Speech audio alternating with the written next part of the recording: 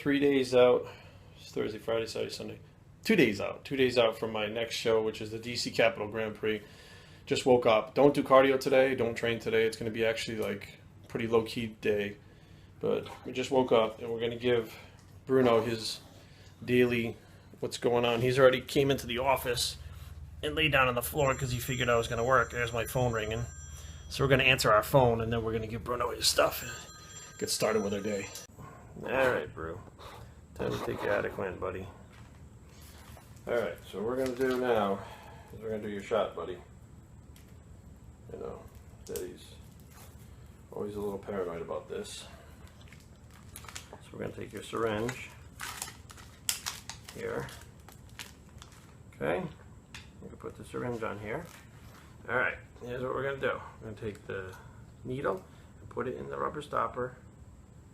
Then we're going to draw 1.7 milliliters. Okay? Yeah. So that's 1.5 right there. We want 1.5. That's 7 right there. Okay? 1.7. All right. Now what we're going to do is we have this needle. Make sure we get all those air bubbles out of there. So you get a little bit coming out at the end. Okay. Now we're going to take this chunk of skin back here. Ouch. All right, buddy. Ready? Nice and easy. Daddy's going to get this in here. Boop. In. And then we aspirate. There's no blood. And we push it in like this. They pull it straight out. Good job, buddy. You didn't even feel that, did you? All right. Attaboy. Good job. It feels better? It doesn't really necessarily feel better, but come on, let's go get some of your pills now. Come on. All right, boy. Good job. Daddy has to do shots for the brew sticks, huh? I know. This sucks ass. This sucks ass, boy. I know. Okay. Morning, Brew gets this cocktail of gabapentin, and this is his antibiotic, Clavamox. 2 tramadol, which are opiate-based painkillers for his joints, and the gabapentin's for his joints too. This is obviously an antibiotic for skin infections, ear infections. His allergies are acting up, so he gets 2.5 Benadryl, which he's 75 pounds. 2.5 Benadryls would knock me out my ass, but for dogs, that's what they have. So we're gonna do this, and we're gonna wrap it up with some peanut butter and give it to him like that, because he loves peanut butter. All right, bro, it's time to take your medicine, buddy. First, we gotta give you a sausages. Eat the cookie. Alright, eat it, chew it. Don't swallow it, chew it. Chew it. Jesus. Now you take your probiotic. Go easy. Easy. Easy. Get a boy. Alright, now once you've given your food, because you need food with your antibiotic, we take the pills that are all stuck in the end of a fork of peanut butter. You ready? Get your peanut butter. Get the peanut butter. Atta boy. Pull all the pills off. Nope, you're going on there still. There you go. Get that antibiotic. There we go. Get it in there. There you go. Keep licking the peanut butter. Eat the peanut butter. Eat it, eat it, eat it. Eat it. You got it all? There's still peanut butter on the fork, but as long as all those pills went down. Because you do like to spit them out every once in a while. I find them on the floor. You shaft me, you're like, ah. You didn't even know I'm not eating the pills. Attaboy. Get that peanut butter. Alright, and that's the Bruno's morning routine. Shots and pills. Pills twice a day, shots once every 4 days in the morning. For now. Alright, this is meal number 2. I forgot to fucking film meal number 1 because I was working. I had a Skype. I was on a Skype with Daniel Zimmerman. And then you guys already saw Brew stuff. So I already ate my oatmeal, which was 3 packets of oatmeal, which came out to about 60 grams of carbs, and my egg whites that I put in there. I didn't measure my egg whites, but you guys saw me have to give Bruno his injection, which was, you know, it wasn't as bad this time as it was the first time. I'll be honest with you, I wasn't as scared, but still nervous with it. He takes it like a champ. You saw him take it like a champ, and he took all his pills and stuff. And now he's just kind of hanging out in the living room and doing his thing, but, you know, just got to keep an eye on him. And, you know, if he starts to suffer, yeah, he just looked at me, hi buddy, when I said if he starts to suffer. He's not suffering yet, but I don't feel like he's too far away from that at this point. So we'll see what happens. I actually went to CVS last night and picked up another prescription for him called amantadine. And it's similar to ketamine. It's like a human version of ketamine that works in the neurotransmitters of the brain. So he has like muscle twitches that are going on, and a form of doggy Alzheimer's, or cognitive disassociation. So if he needs to take these, we'll give him. It says take 1 capsule every day, and I'm assuming like reading what this thing says may cause blurred vision, drowsiness, dizziness. And we probably give it to him at night. So let's get the next meal done. We're gonna hit meal number 2, which is chicken and rice. Since I'm carving up today before the show, we're gonna hit the rice a little bit hard today. And let's see, do a little bit more than 1.5 cups of rice, and keep carving up kind of heavy because I woke up a little flat this morning again. So we're gonna go. You know, I mean, I'm not totally really measuring it out. I'm kind of just, I don't know. Yeah, it looks like about 1.5 cups. And that'll work. And then we gotta get the. We gotta clean our kitchen shears. That's fucking key. So while we're doing this, we can shoot the shit about some other stuff because you guys seem to like the real life stuff. And we'll talk about some other shit that's going on. So we'll talk about my dating life. I've gotten some questions about my dating life lately. I do wind up spending a lot of time with beautiful, in-shape women. I mean, that's kind of part of my job, and being around them for so long, you know, you build up these friendships with them, and they're not necessarily relationships like you would date them or anything like that, but you get to know them and stuff, etc., etc. And most of them are really cool. I mean, I'll be honest with you, not many of them are fucking basic bitches at all. They're not fucking assholes. But, you know, people ask about Eva. I'm not dating Eva. You know, people ask about Aaron. I may or may not be dating Aaron. Okay, Aaron and I are dating now. We've been dating for, I don't know, a few weeks now. You know, we're not nailing anything down and labeling anything or anything like that, but we have a lot in common, and we've been friends for a really long time, so we have that friendship that I feel like is a very big thing. As far as a relationship, I feel like you should be best friends also. So we're just taking it kind of one day at a time and seeing where it goes. But it's going good, so that's where we're at with that. So I'll take this chicken out of here, which is from Whole Foods. It's a balsamic glazed chicken breast. Now, I didn't know what the fuck was in this.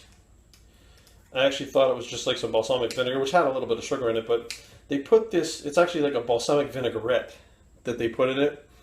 And it's got oil in it too. They cook some kind of oil in it, which, you know, I think it's canola oil, if I believe correctly, that they put in it. And I had no idea. And I've been eating this shit through my whole fucking diet. I've gotten lean eating more fats than I thought I was eating, and more carbs than I thought I was eating because there was a little bit of sugar in it, but more so fats than anything else. Now, this goes to show that even if you don't know what you're taking in, you can adapt what you're eating based on what you're seeing in the mirror. So based on the fact that, you know, I'm getting leaner, okay, I don't need to do this, I don't need to do that. I was trying to keep muscle off, so I would eat less protein. You know, you just kind of adjust as you go, is what you, but you got to be honest with what you see in the mirror. You know, if you're bullshitting yourself and telling yourself you're awesome, and you're eating more just because you want to, then that's bullshit. You know, I'm a lot harder on myself now than I used to be when I was younger. So I really feel like conditioning is something I lacked in the past. And it wasn't due to the fact that I wasn't willing to diet hard. I was just so consumed and obsessed with being big and having mass that, you know, I would overlook those things and say, fuck it, I need the mass, you know, like, fuck it, I can't get too small. That's what was always on my mind. So, you know, now I'm saying, okay, you know, condition is what it is, and I'll make the adjustments to the food based on the, what I'm seeing in the mirror. So we're going to use the Pizza Flavor God. This stuff is for pizza. I get some other shit from them on the way. Some seasonings that, there's one called Everything, Garlic Lovers, a couple other things. But I put the seasoning on my chicken all the time. Actually, I went a little heavy with it over here. And then another key element in my prep, and everybody's prep, including my clients, is salt. Not necessarily soy sauce, but salt. So I add, oh shit, I just spilled it all over the counter. I don't even know how much I add, but this is what I put on there. I got a little extra off my finger too. And more. There we go. So I'll put that in the microwave, then that's the next meal, and we'll have this, and I'll probably go back to oatmeal and egg whites for the next meal, so we'll film that one too, because oatmeal and egg whites are fucking really exciting. And I'll probably switch back and forth until I get to my meals tonight, and then I might change it up. Last night I had Ezekiel bread with oatmeal, I think, and egg whites. It was pretty good. It turned out to be pretty good. I'll show you guys how to do that too. You might notice I'm not wearing a tank top or any gym wear today. I don't have to go to the gym.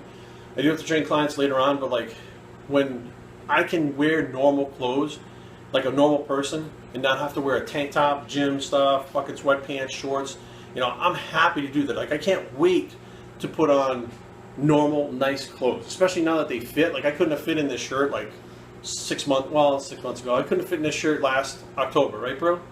Yeah. So I mean, I love being able to wear nice clothes. I like nice things, and any chance that I get, you know, I love to put on a suit. To be honest with you, to be totally honest with you, I love to put on a suit and tie and look fucking sharp, you know. But like, you know, I work as a fucking trainer. I'm in the gym. I work from home. I'll fucking put a suit on and sit at my computer at my, you know, my desk. It doesn't make any sense.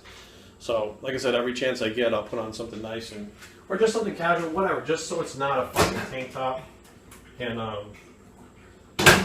shorts. And then one important thing is you always got to match the belt. You see the belt to your shirt or your shoes or something like that. I'm into matchy shit. You guys know that. So Bruno's eating right now, which is a good sign. Oh, he's eating. Maybe he might be drinking. We don't want to bother him. What are you doing? Hi, buddy. Whoa. Are you eating or drinking? Yeah, whatever. He's drinking. He's thirsty as fuck. Alright, next meal, oatmeal and egg whites. And it's not the most exciting meal. Actually, it's one of my most favorite meals, though. I love fucking oatmeal. I love this apples and cinnamon sugar-free flavored oatmeal, to be exact. But, so more real life stuff. So you guys like this real life stuff, me talking about whatever when I'm cooking, because cooking is fucking boring. So tonight I got 2 clients. I'll have to make some food, bring it with me. I got Katie and Ken. I have Ken first. Now, here's a little story time about Ken. True story. 100% true story. I met Ken probably in 2007, I think. I used to work at Gold's Gym. This is a 100% true story. And I was offered a manager position in Rockville, Maryland, over on Neville Street. And I wasn't really too sure about taking it because I didn't know how to be a manager. And I told my boss, Jem, hey Jem, that I didn't know how to do this. And he said, you know what, you're a natural born leader, you can do this. I said, all right, fuck it, whatever. So I took Jem's advice, I took the job, went over there. And when I got there, had been a mess. I mean, the previous manager had been away on vacation, a whole bunch of shit was going on. And we had to actually fire a couple of the trainers. The guy never had a certification his entire life. We had to let him go. And he had 8 kids, which made it even harder to let this guy go, but he just couldn't get his shit done. It's the bad scene all the way around. So his clients then have to come to me, and I have to reschedule them with new trainers. Well, one of them was Ken, Big Ken. So he walks in my office, he's about 6'2", 260. He kind of looks like me. He's bald, he's built like me. We look like brothers, like my older brother, right? And he tells me, he said, hey, I'm Ken, I was one of so-and-so's clients, and I need another trainer. So I said, okay, let me see how many more sessions you have. Now, if anybody knows anything about Gold's Gym, the way it works is you have sessions. So you buy so many sessions, and then after each session, the trainer clicks off on it, and that's how they get paid on the computer, and then the client signs on it to make sure that they know if they use the session. So Ken had bought like 50 sessions, right? He had bought quite a few sessions from Gold's Gym to be training with this guy. So I go on the computer, he says, yeah, I probably have about 45 more sessions left. And they're like $69 a piece. I mean, they're not cheap. So I go on the computer, there's none left. Not one single fucking session left. So what this guy did was, before he left, when he was fired, he clicked off on all the sessions. So he essentially got paid all those sessions and never trained Ken. He just figured he could get the money up front because he was going to continue training Ken for however long, and then Ken would renew. But instead of waiting for the money, like, you know, 2 or 3 sessions a week, he just clicked off on fucking 60-something sessions that he had, 50 plus to whatever before, and got paid for all of it up front.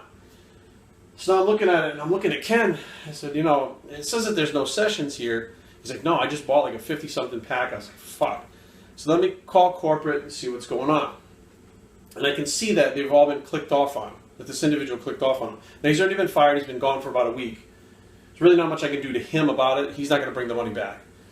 So I call corporate, and this is awesome, right? This is a big corporate gym for you. Corporate tells me, Jerry, this is your fucking problem now. You deal with it. And I'm like, me deal with it. So I've been here for like literally 2 weeks. Now you want me to deal with the fact that this guy's out 50-something fucking sessions? It's a lot of money. So can we refund him his money? No, there's no refunds. You figure out what to do. Have your trainers kind of trade off and train him for free sessions.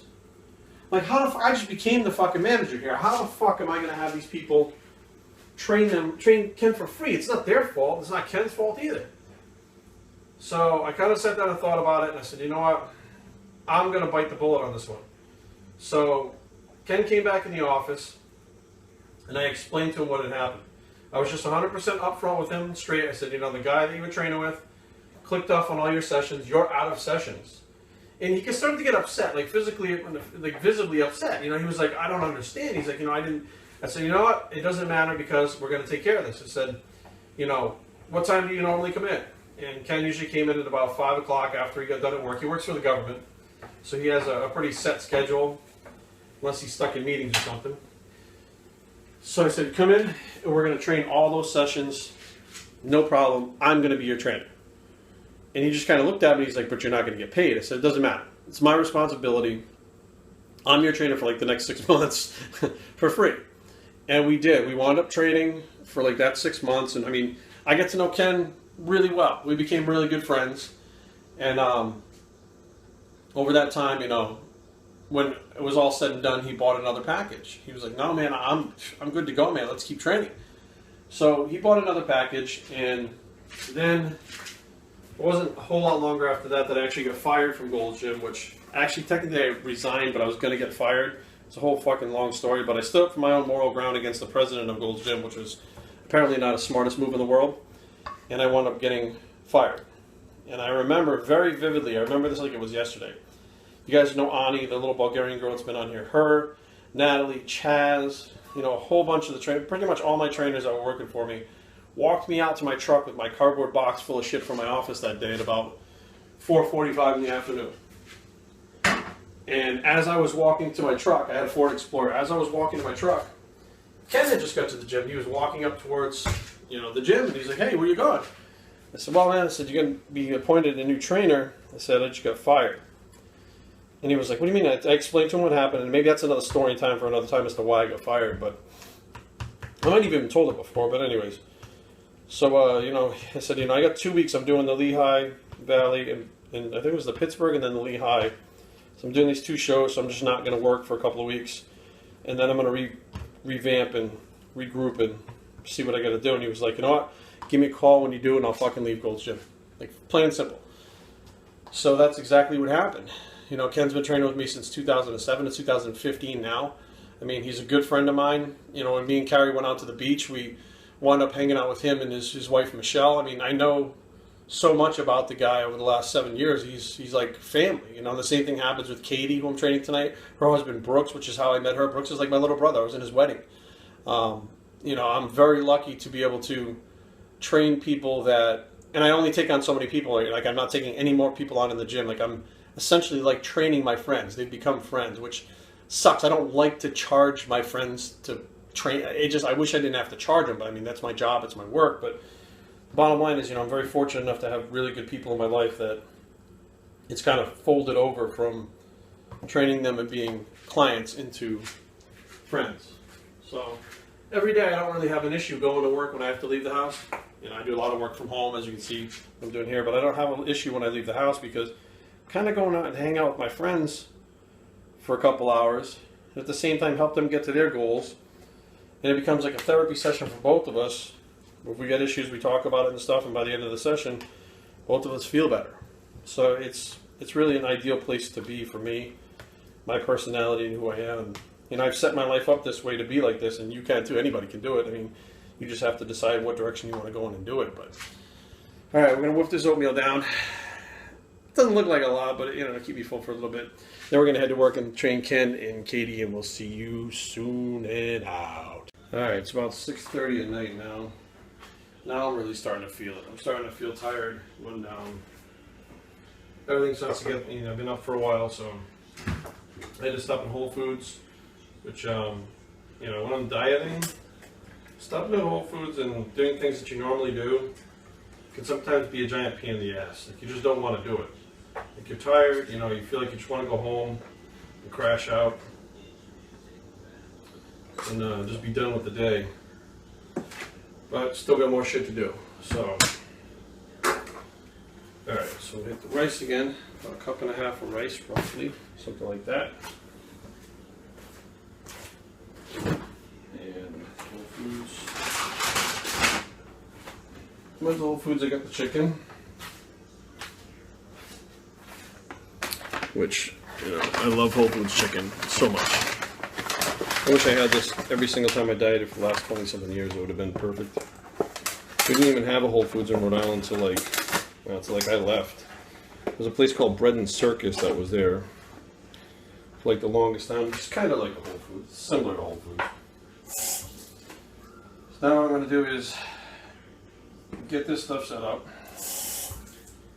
eat this meal, and it's probably about 6:35 now. At about 10 o'clock tonight on Thursday night. So I'll shower at about 9, maybe, somewhere around there, a couple hours. And then you gotta make sure I'm completely shaved up. You know, shave my chest, stomach, you know, back, shave everything pretty much, which is what you do for competition. And then Ani, my little Bulgarian friend Ani, will be over to actually paint my tan on. So I'll take the chicken breast and cut them into pieces. Put my tan on for me. So I basically put Pro Tan on. I do it myself. You know, it's, I don't know, $100 and something to get your tan put on at the event.